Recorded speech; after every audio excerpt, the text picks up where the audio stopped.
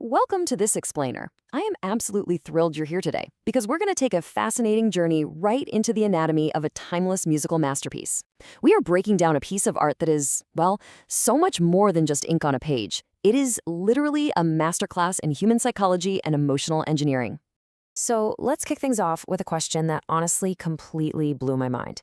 How can a piece of music composed way back in 1727 trigger the exact same chemical responses in your 21st century brain today?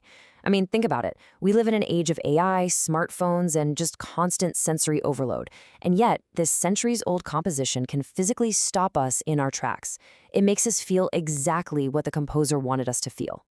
To answer that, we're diving into an incredibly insightful book by Idoia Solores Etxabe, which analyzes Johann Sebastian Bach's monumental work, the St. Matthew Passion. Etxabe brilliantly deconstructs this piece, showing us that we really shouldn't just look at it as some historical religious artifact.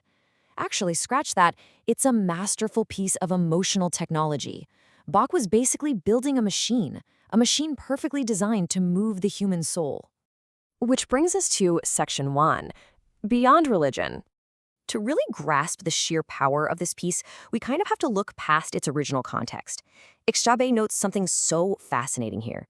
In Bach's hands, the Gospel of Matthew transforms from this fossilized historical text into a brilliant mirror of the human condition. Bach didn't want you just passively sitting in the pews listening to a story being read at you. He wanted you to look into the music itself and see your own joy, your guilt, your suffering, and your hope, just staring right back at you. So how did he actually pull this off? Well, he took standard compositional tools. We're talking melody, harmony, texture, rhythm, and he completely weaponized them. He used these specific elements to force the listener to become an active participant in the drama. It's like he was building a fully immersive experience centuries before virtual reality was even a concept. Moving on to Section 2, the theory of affects. This is really the mechanical how behind Bach's emotional manipulation. The crucial thing to understand here is a core Baroque concept known as the theory of affects. It's this idea that music isn't just abstract sound floating in the air. No, it's a precise science that can evoke very specific emotions and physically move you through carefully engineered musical choices.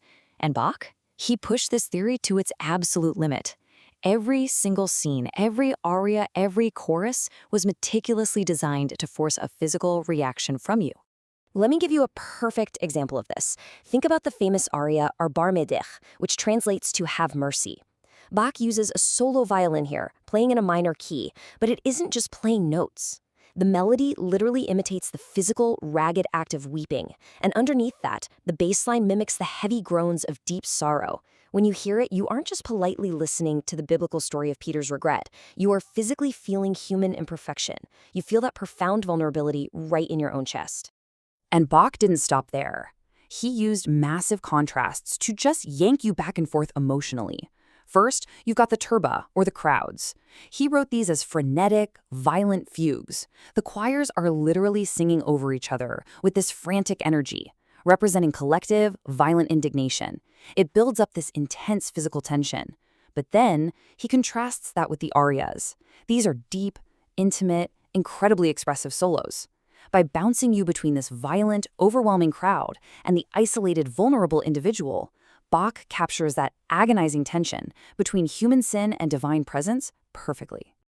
Of course, a human being can only take so much emotional tension before they just snap. So, Section 3, the choral refuge. Amidst all of that musical violence and deep, heavy sorrow, Bach strategically inserted chorals. Take the famous O Sacred Head Now Wounded, for instance. He used these calm, consonant melodies to build highly structured, collective emotional refuges.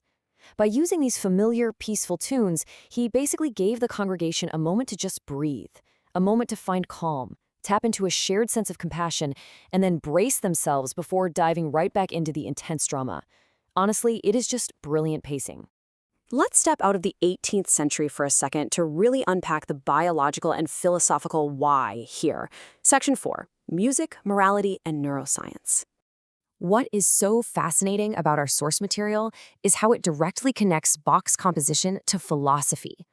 The author draws a clear parallel between René Descartes' famous writings on the passions of the soul and how Bach essentially translated those exact philosophical concepts into musical notation. It's like he was coding human psychology directly into the sheet music. And because of that, his music actually manages to bridge two completely different worldviews. We're talking Christian morality and Stoic ethics. Now, their metaphysical endgames are totally divided, right? One is all about a divine connection, the other is more of a secular metaphysical fiction. But they share core virtues. They both deeply value patience, acceptance, and resignation in the face of suffering.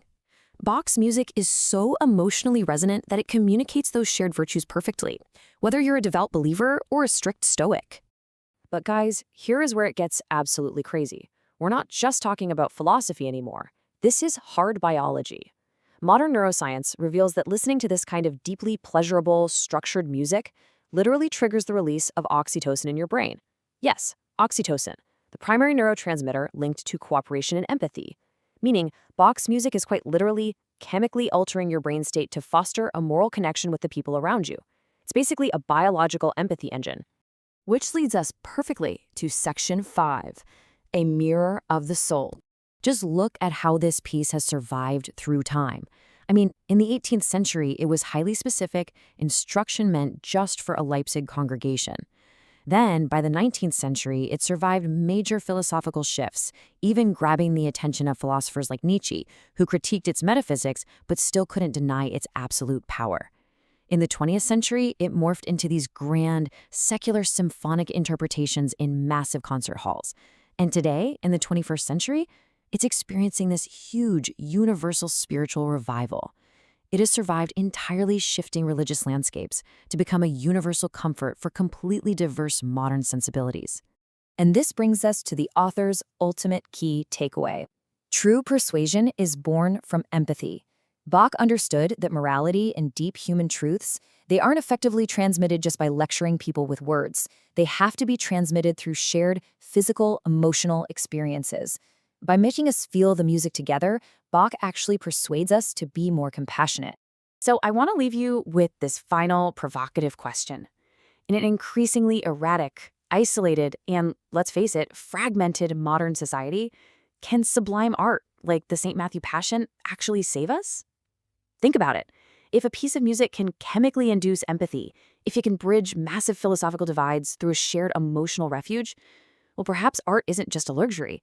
Perhaps it's exactly the unifying tool our human souls desperately need right now. Thank you so much for joining me on this explainer today. I really hope it completely changed the way you listen to music. Keep learning, and I will see you next time.